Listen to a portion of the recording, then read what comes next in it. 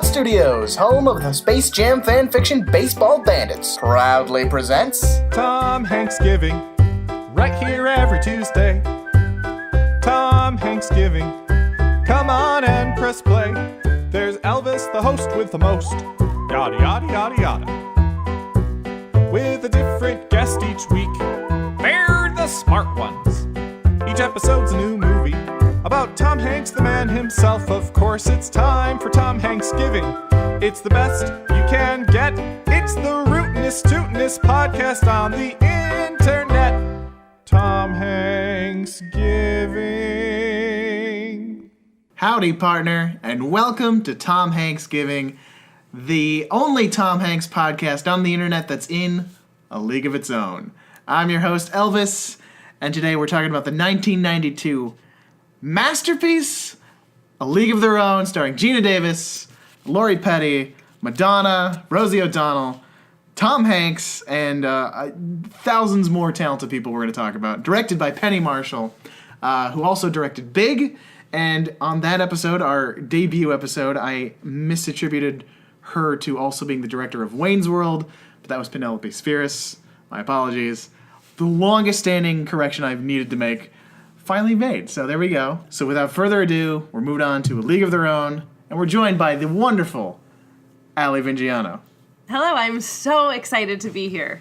Yes, you're returning. You were on for Sleepless in Seattle. Another classic. Yes. But even more excited about A League of Their Own. Yes, I'm so excited to talk about this movie. Why this movie, though? Is one you wanted to talk about so much. Oh my gosh, because growing up, this movie was so, important to me. I loved it so much. I watched it, a million times. I played softball until freshman year of high school. Nice. And I think it's just, this weird, it's like a revolutionary movie in a sense of when I just watched it for this podcast, I was thinking about how it's one of those first times as a kid where you just get to see women who are allowed to have fun.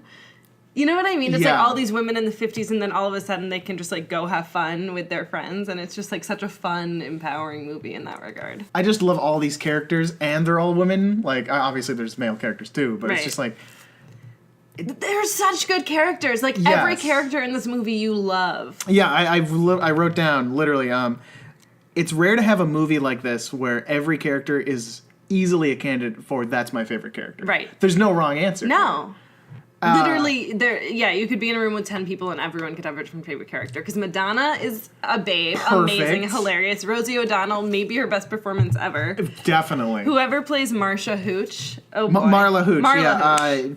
I just looked it up. It was Megan Kavanagh. Okay. Probably Shout out to that. Megan Kavanagh.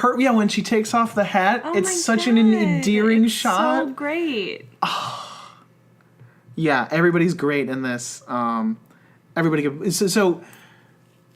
it's a fantastic film. It's so great to see these characters, especially, when we don't get a lot of movies that depict women as just people, which is a shitty thing. It's true, though. I think seeing this movie as a kid was so important because it was you saw this huge cast of all female leads who are funny, interesting, complicated characters who, get to experience life in a fun and complicated way. Yeah, and it is...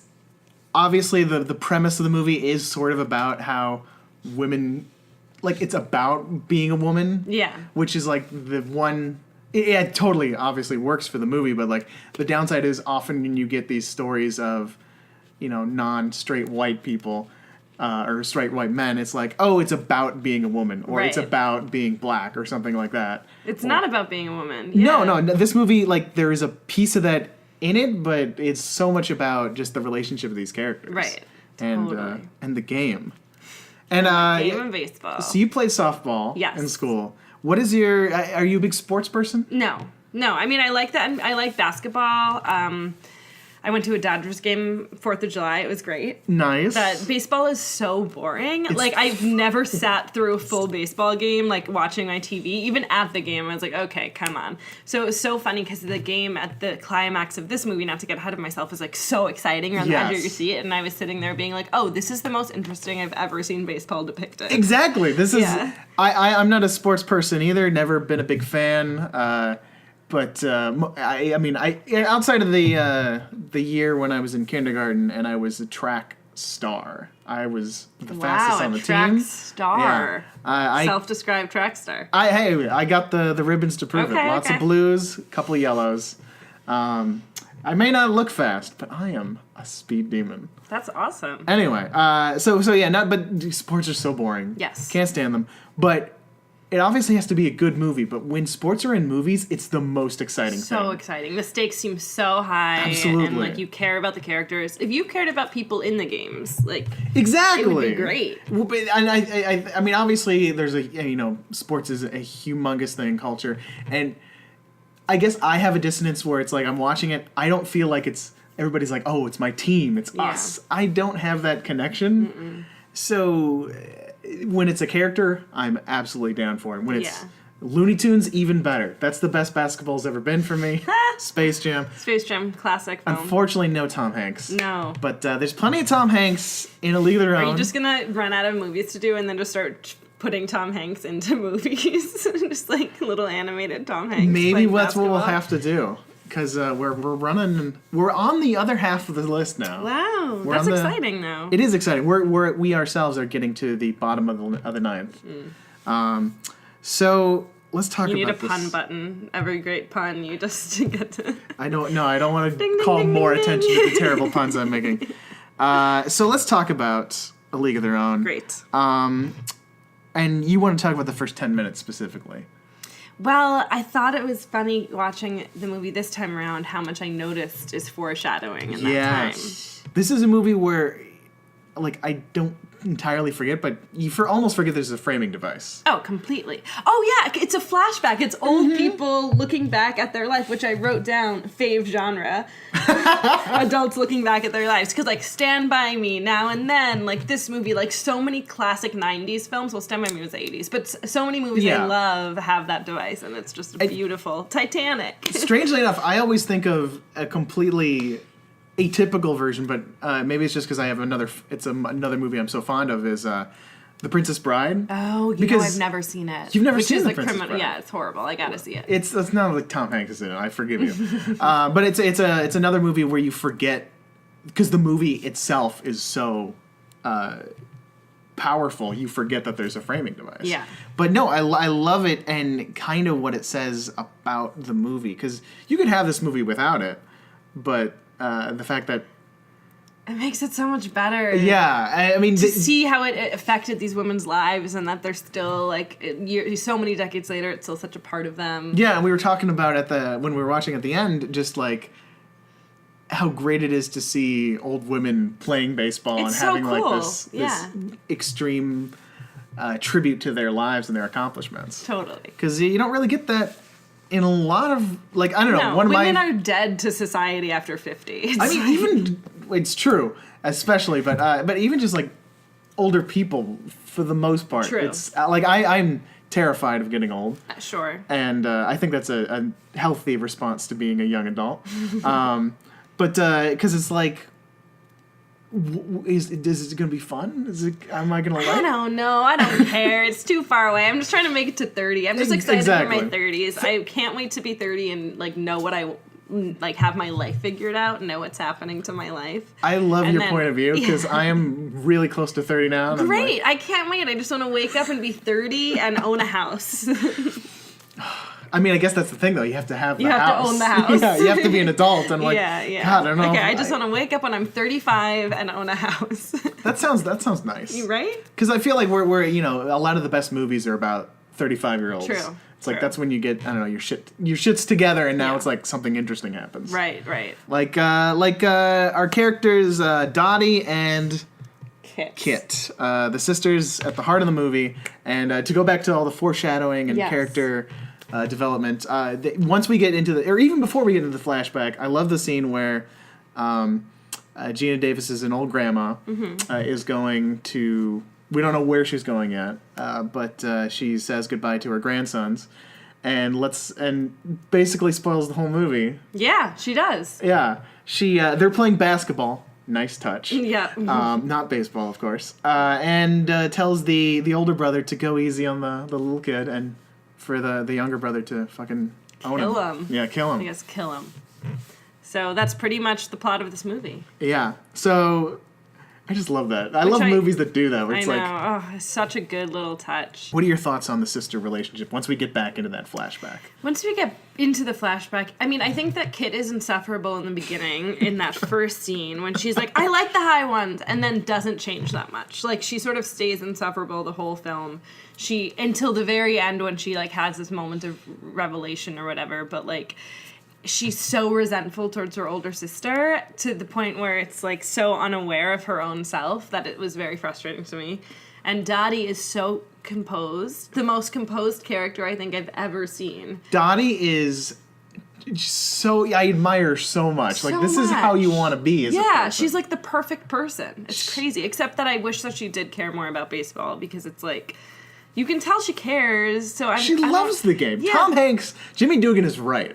I think so everybody's too. right about her. She Yeah. loves this game with a passion, but that's an interesting And conversation why doesn't she stay in the game? Like, then she is a flawed character if she loves it but chooses to not play it for some other reason. But I mean, that's an interesting question, and you're better equipped as a woman to answer it. It seems like the answer she gives, at least at the end of the movie, she wants to go and have a family. Yeah, she wants to have babies. Not but that you can't have both. No, you can. I mean, she could have played a couple more seasons and then had kids a few years later. But it was the weird thing to me is, of course, she felt that pressure to have kids and be with her husband, and that's all she wanted. She didn't feel like she could desire more or want more, which is true. Like, as a woman, you're often taught to quote that Beyonce song, the woman, the feminist writer in the Beyonce song, when she's like, we can be ambitious, but not too much, otherwise you'll threaten a man. And, like, that's sort of the Dottie outlook, where it's like, she's ambitious, but not that ambitious. And it's like, well, why not? Your husband seems so supportive of you. Like, they didn't write that male character in a way of, like,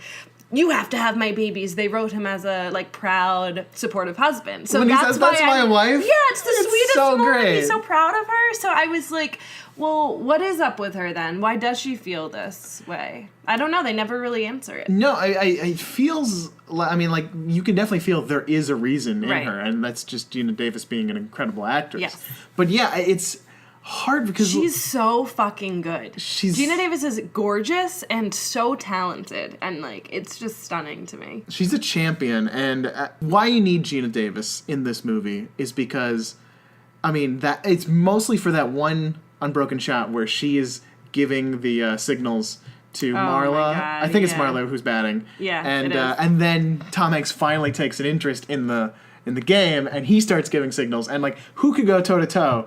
But Gina Davis and Tom Hanks, like, that you need those power heads to clash. That moment when they're both giving the baseball signals is, like, one of the best comedy moments in the movie. It's just so good, so well done, and, like, you can really sense their relationship there, because that's really the beginning of their relationship, and it's so built off, like, respect that he's like, oh, you're trying to take my job, fuck you, I'm gonna do it. Like, that's the only reason he becomes a good manager, is because he sees Gina Davis doing his job. Yeah. So I really like that. That kind of is an interesting point to talk about the whole don't be too ambitious thing. Exactly what happens as a man steps in. Exactly. She rises to the occasion, and then he's threatened by her and steps in and takes her place. Yeah. I do like, and maybe this is diminishes that point though, but I do like that he steps in and makes a right call. Yes. And I think that's important to his character. It is, totally. It gives him that confidence and the authority. So it's like he's not just a jerk. Right. He's good. He's good at what he does. He just doesn't want to do it. Yeah. This seems like a great time to talk about Tom Hanks then. Oh my God, let's do it. He's obviously fantastic. He's so good in this. The no crying in baseball scene is maybe my favorite Tom Hanks scene of all time. It's so good. It's one of the all-time greatest lines. Oh yeah. For a reason. Completely. My dad used to say that to me. And it's a perfect line because you can make it anything. Oh, there's no crying in filmmaking. There's no crying, whatever. There's no crying in podcasts. Yes. There you go. And certainly not on this one. Although there were some tears when we were watching this movie. I did cry 3 times during this Three movie. times? Yeah. Wow. I shed a tear during the letter scene. The letter scene made That me was cry, hard. and then the end when the sisters see each other. It's so good. Yeah, and then I think I don't remember, the third time was either when she said Bob had died. No, I didn't like that. It was when I think they cut the thing and they all walked in. Oh yeah. Yeah. Mm-hmm. This is a great movie. It's so emotional. It's so well crafted. Funny. It's too. a really well written movie. You don't. Yeah. It's kind of. I mean, I hate to give the praise if it's got a little bit of everything, but it really It's got does. a little bit of everything. It's funny, but it's sad. It's But it's exciting. Yeah, and it is. Goddamn, we're all over the place. To go back to Hanks, though, maybe the funniest moment, my favorite moment he did, at least watching it this time, was when he hits the 3-beat of his arc with... It's actually the end of that arc with the No Crying in Baseball. Oh. When so that's the first part, and then they kind of end of that arc with Evelyn, because he starts off, the first time they interact is No Crying in Baseball, he makes her cry. Yeah. But the little tiny bit he grows as a character and he learns to be nice to her, and just that moment or to where give her like he's trying to be like, you need to work on this, but his face is just trying to hold in the anger. It's such a good physical performance. Mm-hmm. He's so physical, like his everything, the way he shakes his hands, the way he moves his mouth, his spitting, the leg. He has an injured leg. He's so good at making that leg such a good physical believable. performance. Because he truly becomes a non-Tom Hanksy character. He's not charming. He's disgusting. Yep. He still has that authority and like he's absolutely lovable, but in just not at all the same way that a Sleepless in Seattle Tom Hanks is, or a Woody Tom Hanks. He's not composed. He's gained weight for the role. He's squinty. He's unshaven. It's very physical, as you said, and he's just so atypical. And I think what's brilliant about casting Tom Hanks is because when you cast Tom Hanks, you get that, oh, I love Tom Hanks. He's that great guy. That kind of is his cachet that you bring into the movie with him. And I think that's what the Jimmy Dugan character has to the general public. It's like, oh, Jimmy Dugan, I love him. He's great. But the reality that we get to see is such a shade darker. Because he is a super dark character. And I like that he's this like act 2 reveal almost. Like we set up all these other characters and then like he comes in like 15-20 minutes into the movie and he just like is this force of nature. Yeah, and he doesn't even say anything or really interact. He's just there. He's just there. He's peeing everywhere, Yep. spitting everywhere. And yeah, it is until that moment with Gina Davis where he sparks an interest and Right. starts to have his story. And I love how... You know what's amazing about him? Sorry. Also that he does seem like such an asshole in the beginning. When he first walks in to meet his team, he's drunk and just pees in front of them. Like, he's so unlikable for so much of the film, but we like him anyway. And that's Yes. the charm of an actor. Like, you have to be truly a gifted actor to pull that off. you know who else I think does that really well in this movie? Kit? Sorry, I'm joking. She's just so unlikable to me. I was going to say Jon Lovitz. Totally. Shows up, he's such perfect. a dick. So likable. Slime ball, this Yeah. guy. And yet you love every second. He's shouting at Kid. He's like, we don't want you, Kid. So good. Such a good Jon Lovitz. We don't want you, kid. It's actually, he's so likable that even despite being like so mean to Marla, it's like, wow, what are we going to do with you? Yeah. That when he leaves and he's like, I hate it when I get attached. I always get sad too. He's like, oh, he's already out of the movie? It's like 10 minutes and he's gone. I thought he was going to come back more. I mean, we get that tiny little cameo from One old little version cameo, at the yeah. end. But I love that in a movie where it's like you can have a great performer come in and they make such a contribution and yet it's such a small part of the movie. They're really using every single character to their maximum potential. Totally. There's no dull character. And that's a tribute to Penny Marshall's fantastic casting and directing. And the writers. It looks like it was based off a story by 2 people, and then the screenplay was written by 2 other people. So I don't know if that means it was based off a book or based off just their retelling of what happened. Right, and obviously there's Dottie Collins is sort of the character that Dottie was based on, and the real version of this movie where they did indeed start a women's baseball league. This is kind of true, guys. Yeah. Based off a true story. It's crazy that now in 2016 there isn't a female baseball league. That I was actually thinking that because, like, I'm so blind to sports. Like, I know there's a women's basketball. Yeah, and there's women's league. soccer. There's not a women's baseball league? Not that I know of. I mean, I'm sure there There are could obviously be. teams that play that have women and play Yeah, there's baseball. softball But and there's no stuff. professional league. There's no, like, professional female baseball league as far as I know. So you could theoretically do this movie again Which and have is the crazy. same premise. Yeah. Except there's no World War II. This is a fantastic movie. You don't need to remake it. And if you did reboot it, I think the smart thing would be don't do it as a flashback, do it as some sort of modern movie. Totally. It could be about, like, people trying to start a female baseball league. And, exactly. yeah, and more about, like, it working in I was going to say cohort's not the right word, but it coincided, like, it working together with the men's baseball league. Like, instead of an either-or thing, it's a both thing. Which is kind of how it should be. Totally, of course. And, like, we were talking about this earlier before, but another thing, if it was remade, is, like, this is such a white film because it takes place in the 40s.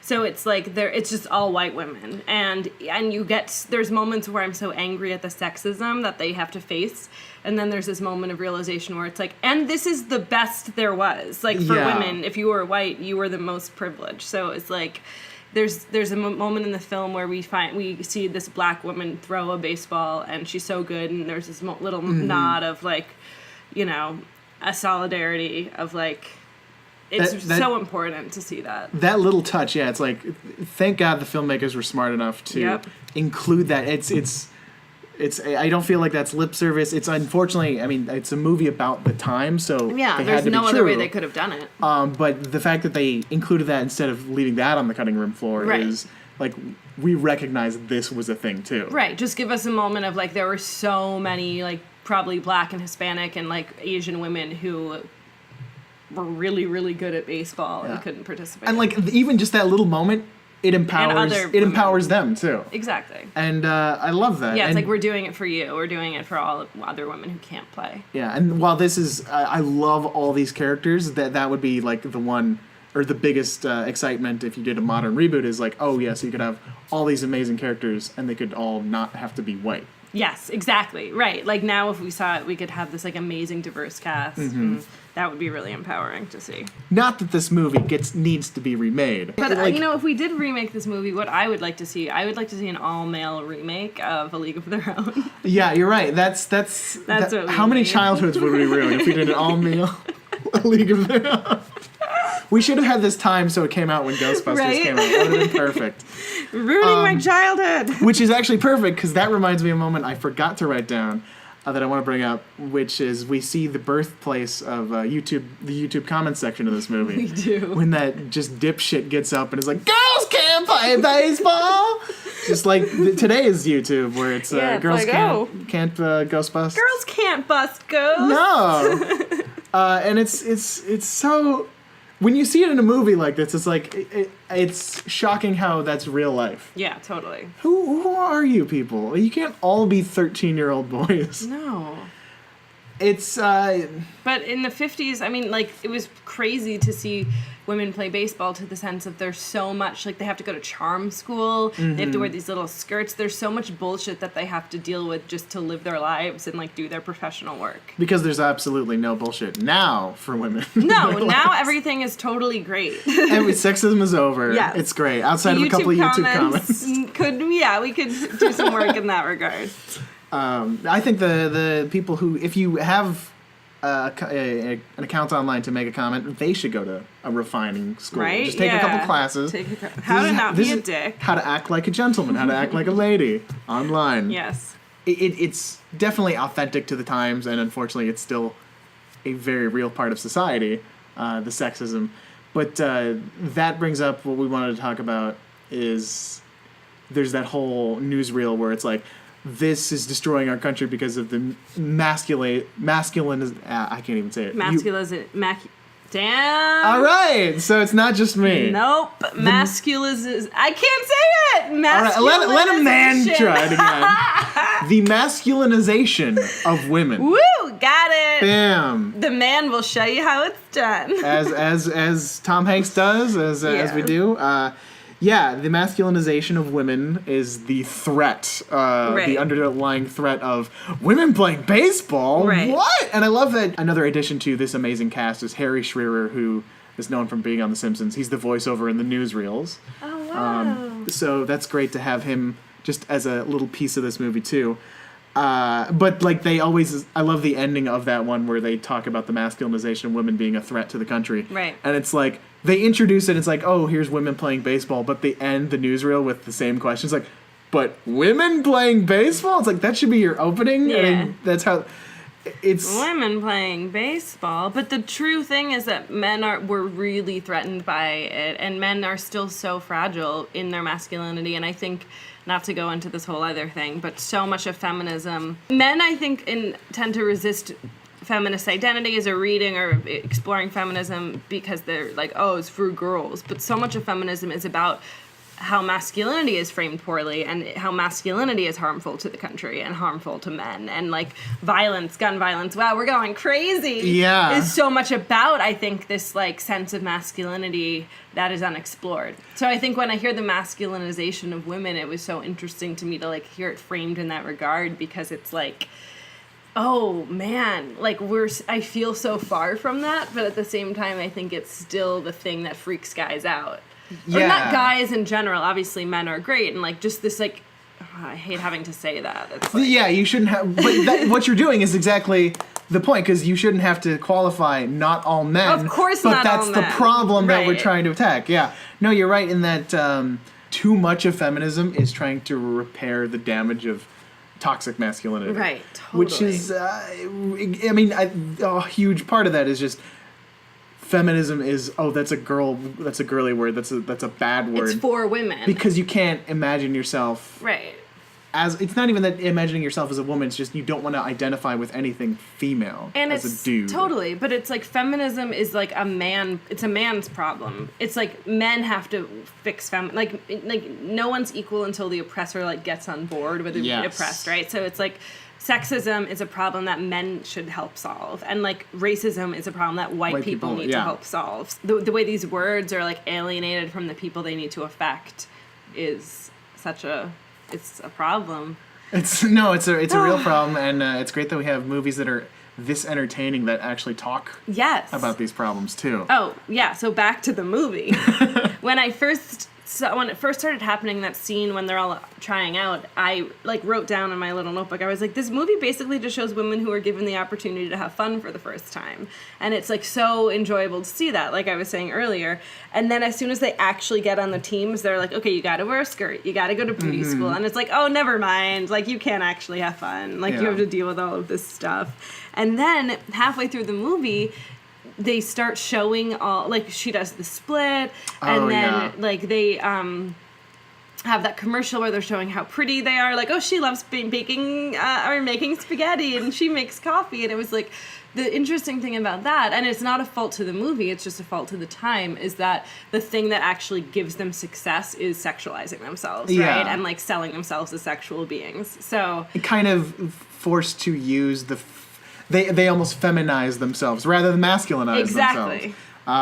Because they're doing something quote unquote masculine, they have to become extra feminine to make up for it. Which, actually going back to the original thing, is the entire question is like, why is baseball and sports seen as masculine to begin with? That's an error.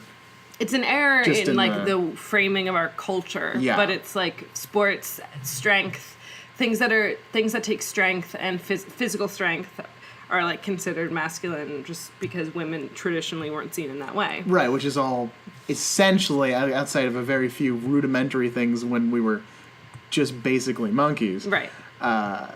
All driven by culture. It's completely driven by culture, also in the sense of keeping women weak physically and without power. It's like part of keeping women powerless is to teach them that they like can't be strong.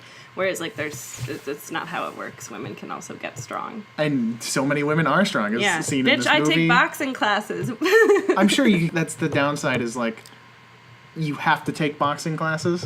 I never will. Right. I just don't care. But I still have a built-in physical intimidation, I guess. No, it's true. Men are... I was just texting about this because it's like, you know, there's this guy in the comedy community who is accused of raping 3 women. A guy in the comedy community? So everyone's talking about it, and it's this sense of like, damn, like you just don't know who is a threat. Like just a guy who seems like a nerdy white guy is like out there preying on like girls who are coming into the comedy community with like wide eyes, and it's like this thing of you just don't know who is a rapist. You don't know who's a threat. You don't know who to be afraid of. It could be anyone. It could be the guy you're dating, or like, so it's just this weird thing of like, oh yeah, you're a threat just for being in a male body. Because at this point, it's dumb to assume anything otherwise. And that's such a shitty thing because there's so many male bodies who are the best, warmest, kindest champions of women. But rape is on my mind because of this other thing. Well, that's the shitty thing. Rape kind of always has to be on your mind. Because as a woman. And that's a thing that I think, certainly, I didn't grasp it until I was a little older, and I just don't think it's something that we don't talk about. It is something we don't talk about enough. And it's shitty that we're having this conversation on a Tom Hanks podcast because we don't talk about it. And even when we have we need more amazing movies like this, which don't have that really built into the conversation. No. But just by having movies that are about women that are real characters that aren't like, oh, this is a woman's struggle specifically. Yeah. This is just a movie starring characters who are women, then you build empathy with them and you can relate to them. You just relate to the things that women have to go through in their lives that are annoying and stressful and shitty. And that's why you want to have feminists and people like our boy Ira Lovenstein. Yes, played by Ira. David Strathairn. Shout out to Elvis for bringing it back to the movie. Yes. Well, I mean, that's why I'm the podcast host. He was great in this. Both of us were like, wait, we love this guy, but we don't know his name. Explain who the character is. He's the character who essentially, I guess he's the one who runs the team on the business end. He's not the manager, obviously. That's Tom Hanks' character. But the Harvey, not Weinstein. Yeah, he runs the league, I guess. Yeah, Harvey owns the league, and he's sort of the one who carries it through. Yeah, he's the businessman who owns the chocolate factory and is putting the money into running the league. Right. And I guess this is the guy he's the director of the league, and he's just a champion for these women and for this game. Yeah, he just really sees them as people, which is crazy. I imagine that. I know. And he comes in, and I mean, I love what he says to Harvey, the owner, in that scene where he's like, "I sold this product when you didn't have a product." Right. And he's able to find an audience for this and keep it going. And I mean, that's also like that tearful moment at the end when he gets to cut the ribbon. Yeah, he really earned it. And that's the kind of, I mean, he's just such a great guy. And it was one of those things where we're watching the movie and it's like, we love this character. What's his name again? Because he's you don't know, yeah. He's a small part, but he's so important. It's just like the Jon Lovitz conversation. Totally. Every character in this movie matters. They have such a point life of view. to them. Yeah, Yes. They're really alive. There's no one just a placeholder. And I love that, Tom Hanks comes around and is a real champion for these women too. Totally, completely. And I love seeing that journey. He basically is so offended that he has to manage women that he he becomes an alcoholic again. Like that's how humiliated he is. He's like, women, and just starts drinking immediately. And then you get to see this journey of him truly caring about them, believing in them, respecting them, very much through the Gina Davis relationship. Mm-hmm. And that's super dope to see because you don't blame any guys for not wanting to work with women in this movie that takes place in the 40s. Right. Now you do, for sure. Yes. But in the 40s, it's that women were seen as... That's how it would be. Yeah, that's how it would be at the time. So it was cool to see someone who sort of had that mindset of the time come around to, really respecting these people. And it makes sense, too, because, again, going back to an earlier point where I think how you would apply this sort of thing in real life is you just have to spend time with these people and you realize, oh, they're people. Yep. I like them. Yep. Which is why you want to see more movies like this where it's like, oh, these women are people and they're great. There's this line in the beginning. He's like, a bunch of ball players. You mean a bunch of women? I'd rather sleep with them than watch them play ball or something. Yeah, they're for sleeping after the game. They're not for playing the game. Right, exactly. And you're like, wow, okay. And then by the end, if someone said that to him, he'd punch them in the face. Yeah. I love how defensive and stand-up he becomes when the jerk, who's probably just not even realizing it because it's his job to do this every day, but he comes from the postal service to deliver the telegram to Betty Spaghetti that her husband has died in the war. Which, again, from his point of view, it's he probably does this all day. He just forgets that, oh, this is a big thing. I shouldn't be fucking... But he acts like such a jerk, and Tom Hanks is like, I'm going to take this. I don't care if it's breaking a federal law. Get the fuck out of here. He really stands up for them. And that scene is just so well done. It's so good. It's brutal to watch. It's brutal to watch because he's holding this telegraph that's saying one of their husbands is dead, and he's obviously not going to just read it. He's going to go hand it to the person. Mm-hmm. So you just have this tension and sadness and stress of all of these women wondering if it's their husband. Yeah. And to the movies, like going back to a craft credit, like this is perfect screenwriting where this comes off of one of the greatest highs in the movie. It's like Tom Hanks just prayed for them, and like they're part of a team. Like the one, like Lori Petty's gone now, so like it's not entirely like the highest, but they're ready to play the game. Everybody's on the same team. It's hilarious. We're laughing 5 seconds before this guy comes in, and then it just hits you hard. So hard. It brings it back to reality, like, oh yeah, that's why they're doing this, because there's a war going on, and that's real. And that transition, because obviously it's building, it's teasing, is it going to be Dottie? Is it going to be Gina Davis's character? But then we also see the effect it has on her character, because she realizes how much she loves her husband, and then he comes back, and then she's willing to give up the game to be with him. When you see that scene, you realize how she's been holding it in the entire movie, all this emotion, and it just kind of clarifies how kind of she's been distant, because like I think she can't attach herself as fully as her sister does, because her sister's putting all of her emotion out there. She doesn't have any. But Gina Davis is living with this constant fear and sadness. It is just a game to her, because she's thinking about life and death, and she has to put that away. Yeah. Oh, it's so real. It's so good. Good. I hadn't even thought about it in that way. It's so true. And what about Bill Pullman? Oh, just a delight. Way better than Sleepless in Seattle. He was such a dork. Which I remember talking about Sleepless in Seattle being like, he does the thing he does wrong in the movie is he has allergies, so it's kind of a douche move to break up with him. But at the same time, so funny. He's like, oh, the guy with the allergies. That's his problem in the movie. But it's true. He's very milquetoast in that movie, which probably is. It's the purpose of his character, so it's not like a fault of his performance. He's supposed to be the boring guy. He's supposed to be the unlikable dude, but he's so charming and lovable in this movie. Yeah, and he one of my favorite details that I didn't notice till this time was like when he shows up to her game, he's wearing his little uniform. It's like, you don't need to be wearing that. But it's so cute, though. I feel like in the 40s during World War II, you do. Because maybe it's like, you're right. People are so proud and excited for you. You know what I mean?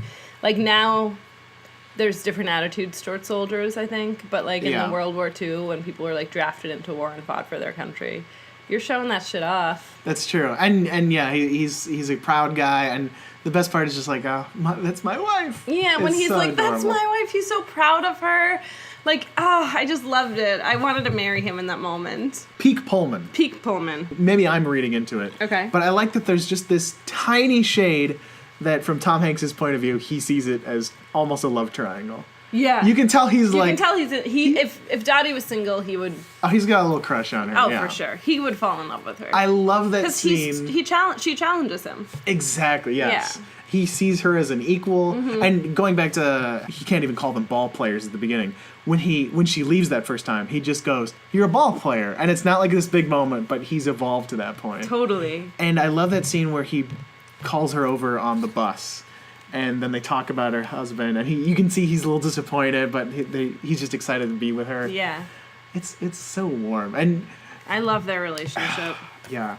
Part of me, I mean, this just being the Hanks guy, was like, oh, you know, I want him to be happy, but you think they should have ended up together? No, absolutely not. But like, kind of, there's that part of me that indulgent part of me, like you still hope that he finds love. Yeah, I want to know what happened to his life. We don't really find out. No, well, we know he died. We know that's it. We just know he died. which seems right for Jimmy Dugan. Definitely. Jimmy Dugan was gonna die. He was gonna die. Hopefully, but I love the ending to his character where he turns down the job because he's found. Oh, because he's like, purpose. I'm already he finds purpose, and he's proud of coaching the women, and that's really dope. Yeah, that's great. So. Not to call back again to our Sleepless in Seattle conversation, but I got to get this from you. Okay. Because when we were talking about that, you blasphemed on my podcast about how Tom Hanks was not a sexy character, certainly in that movie. He's not. But you kind of hinted that this was a movie where Tom Hanks was a little bit more of a likable dude. Is that true? Does that hold up? Or is that just a way to get out of that conversation? There is an absolute charm to his character in this because you get to see him grow into a good man. And he's such a dick. And he's funny and he's a dick. And he also deeply cares about these women. So, like, those three things combined, definitely some irresistible charm.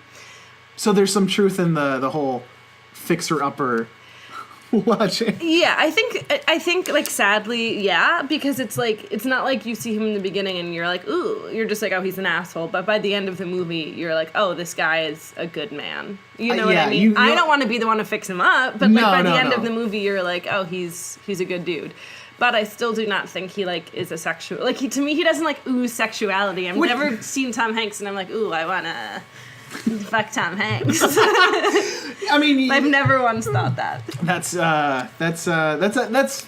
it's good that Rita Wilson does.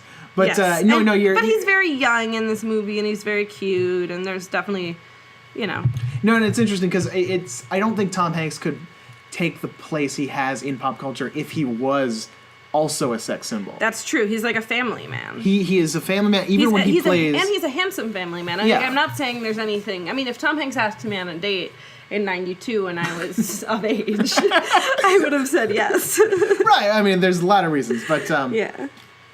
No, I think it's interesting, and maybe not to completely alienate our viewers by bringing it back around to feminism again, but I'm going to do that.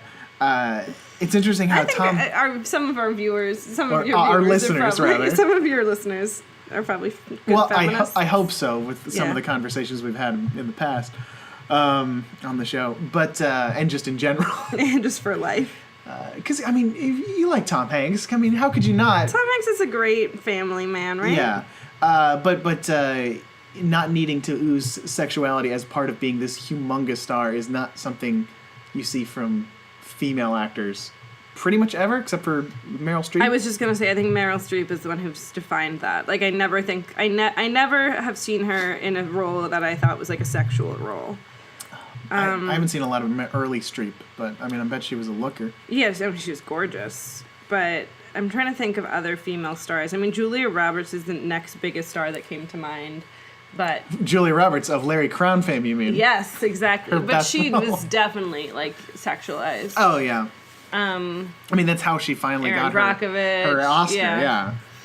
And Pretty Women. And you look at the 2 Oscars Tom Hanks took home, and the least sexy character. Well, I mean, I don't. What were his 2 Oscars? Philadelphia. I don't want to take anything away from that, but it wasn't that he was a gay man. It was that he had AIDS and was very sickly the entire movie. Yeah, totally. And then, of course, Forrest Gump, who... can he even consent? That's a whole conversation we'll have when we get to that movie. You haven't done Forrest Gump yet? We're saving it for a big episode. Oh. So that leads us kind of to the ending.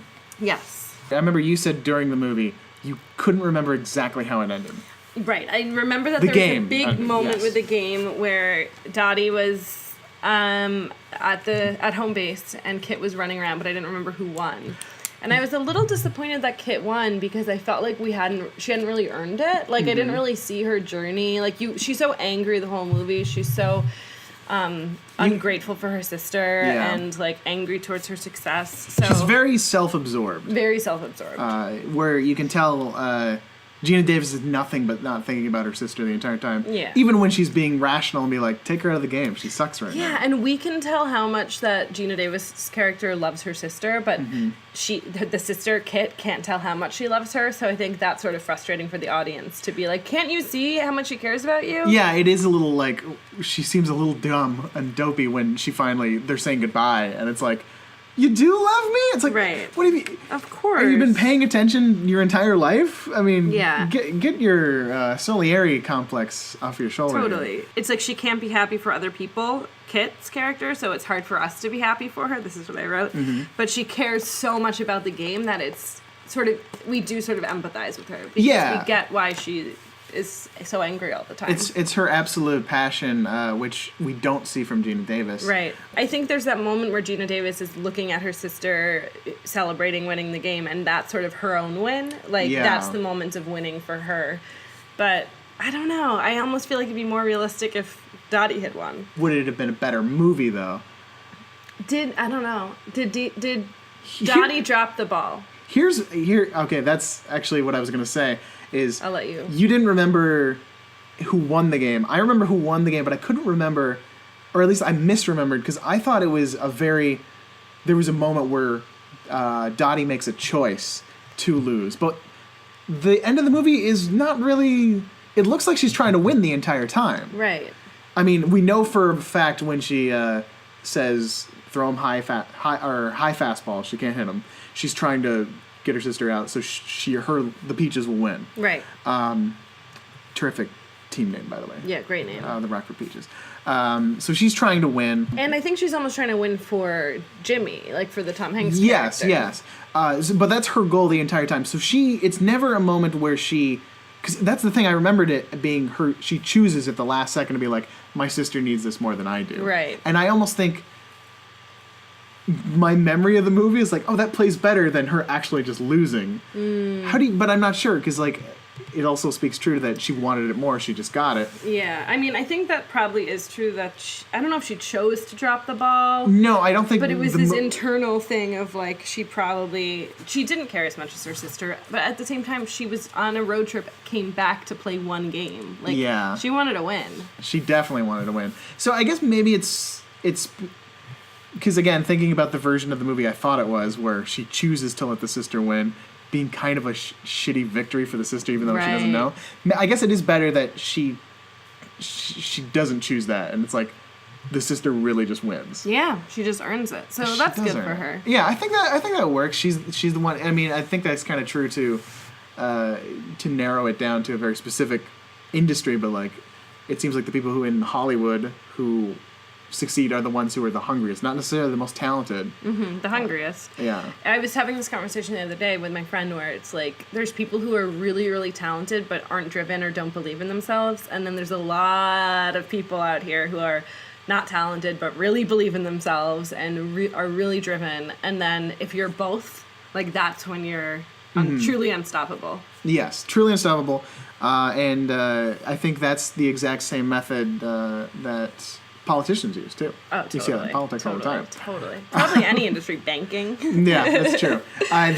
All the people who think it's like all the wrong people don't like themselves and don't think they're talented. Yeah. But not to say that to apply that to Kit though. She is very talented. She is talented, but she's not as talented as her sister, and that drives her crazy. Which I was the middle child. I was the most talented and successful, so I can't relate to Kit. But I can relate to Gina Davis-Letty. I can relate to Kit because I was the youngest kid, and growing up, I always felt like my brother was cooler than me in school and stuff. But we were never into the same things, and I was always like the good one in school. Like I always got the best grades and did all the extracurriculars and stuff. And I can't imagine being in the same industry as him and having to compete. Or with like a significant other, really. So that makes me wonder then, does that mean, is there a chance that you were especially frustrated with Kit because you saw like, oh, was I ever that maybe, but competitive? Maybe there was a sense of competition with my brother, but I never really felt competitive with him. I more just felt like I grew up in a small town, so the school was like 500 kids, so in all the classes it was like, oh, you're John's sister. And my teachers would be like, oh, John's sister. Or, like, kids would know me as his sister. Yeah. So I was never competitive with him. I was just annoyed. I was like, I want to be my own person. Well, that's, which is what she feels invisible whenever she's around. So that makes sense, yeah. And I think we can all relate to that feeling of invisibility when someone much cooler is around. He's not much cooler. I'm the cool one. It's a good movie. It's just so good. Like, it's so character-driven. It makes you feel so good the whole time to watch them. Can we talk a little bit about Madonna and Rosie O'Donnell? We barely talked about the wonderful extent. Let's talk about Rosie O'Donnell and Madonna. Okay. Just, like, the funnest what a great unexpected pairing. Are they best friends in real life? They should be. They should be. It truly seemed like it. It's such a great, like, you get these kind of things in movies all the time where it's like, we're just going to pair these two characters together and have their dynamic be their character. It was like this whole great thing that drove the whole film. Yeah, I love seeing like how May is Madonna's character May is just totally like this owns her own sexuality, agency. Those are always this bombshell. And I love that she plays it and she enjoys exactly how she is, and it seems so true that she would absolutely adore Rosie O'Donnell's character, even though they're completely different. And it's like almost another. It's almost like a healthier version of the sister relationship that we see in Dottie and Kid, actually. Totally. Because they're way much more of a pair. Yeah. And they're never competitive. No. There's probably a few moments where, like, when Rosie O'Donnell is talking about her shitty boyfriend. Yeah. Oh. But Rosie O'Donnell and the Madonna, like, that duo, it's just, like, two badass women who don't give a fuck. Yes. And the Kit and Dottie one, it's, like, two, like, put together women who care a lot. So it's, like, this cool dynamic to see these four people. But, I think Rosie O'Donnell and May are just, like, they just are, like, balls out, like, don't care, like, have so much fun.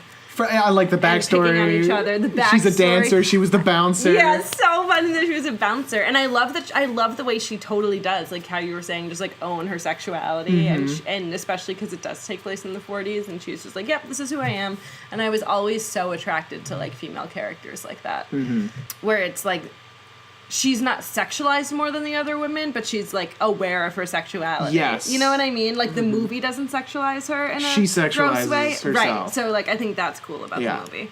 And I love the scene when they all go drinking at the bar. The bar and scene is that so whole good. dance scene where Madonna's dancing, but it never seems like, and now Madonna dances. Like, it's very nicely woven into the film. That whole scene where they just get to go out and have fun and blow off steam is, like, the movie encapsulated almost, like how it feels to watch this movie. Completely. It's just fun and exciting, and you love watching these characters. And Marla singing horribly, but finding love. Like, Marla is my favorite character, but hands down. She's like the ugly duckling character, but she's so talented and also hilarious and cute. And like the fact that she's the one who finds love in this film is the best. She marries him. At the end, we find out they get married. Yeah. And they're still together too. Yeah. I love how Rosie O'Donnell is kind of insecure about herself, and then she gets like the two twin fans. 22. I love it, and she's like, I don't know how to deal with this. It's so like, adorable. Me? And then she rips up the picture of her boyfriend. She's like, I'm gonna find someone better. I love it. It's so like. Yeah, I mean, I guess that makes me realize there aren't a lot of. The only real romance in this is between Dottie and her husband. There's no real. Like male relation. None of the female characters are like used in that way. I guess. There's no love story. There's no love which story, which is awesome. Which is so dope. You don't. There are components where relationships are involved. Like Marla gets married. Right. The women all talk about like, oh, dating sucks or dating's great. Well, they talk about their husbands being in war and stuff like that, and men. But it's like I'm so glad that Jimmy Dugan, like Tom Hanks' character, doesn't end up like sleeping with one of the women. Or, that would have been terrible. Horrible. Yeah. Like, I mean, I what I said before is like, I wanted that just because like, Jimmy and they are great together. But it's not like. That's such a good bond. Like, you want him to find love. Exactly. You want him to, like, of course. Of course. And it's great to see them have such a strong bond and the strong chemistry and it not have to be romantic or sexual. Because that doesn't happen often enough in movies or real life. This is just a goddamn dynamite movie. I know, it made me so happy watching it and sad. I cried. It's there's no crying in baseball, but there's crying watching this movie. Yeah, it's true. Anything else you'd like to say? No, I mean, it'd be cool if there was another female baseball league. But I wonder if it wouldn't matter as much now. It really mattered in the 40s. It did, yeah. Which is cool to see that. It mattered to the women and it mattered to the country. Yeah. Now, that's the thing. And I just feel like this is the only thing in our culture that, like, encapsulates that. Like, I didn't know it was a thing until now. Like, I want to look up, now that I've seen this movie again, like, the actual story about what happened and who these women were and how long the league lasted. And, like, I'd love to see pictures or videos of it. So those will be all in the show notes. No, you have to look that up yourself. Look it up. You gotta Google it. This is fantastic. Ali, thanks for coming on. It's always such a pleasure. Love watching a good Tom Hanks movie. Who doesn't? Love chatting with Elvis. It's great. Making him talk about feminism with me. I love talking about feminism. I don't get enough opportunities to. That's true. We're running low on battery, so why don't you tell people where can they find you? All these wonderful listeners, where can they find you and hear you talk more about feminism and how much you love Marla? I'm at Ali Vingiano on Twitter, and I'm at The Real Ali Vingiano on Instagram. It's always such a pleasure. And thank you for letting me do this movie in particular. Of course. Glad to have saved it for you. All right. You can email the show, tomhankspod@gmail.com, or follow us on Twitter at tomhankspod. You can follow me on Twitter and Instagram at Elvis Kunesh. And don't forget to join us next week when we take a look at 1992's bizarre movie, radio flyer. It's going to be a weird one. So stay tuned for that, and until then, thanks for listening. Tom Hanks, we fell in love with you, Tom Hanks, just like so many do deeply, because you made us smile, and your great on-screen style. So that's why we give thanks, 'cause you got a friend in Tom Hanks, Tom Hanks, Tom Hanks. There's no crying in baseball.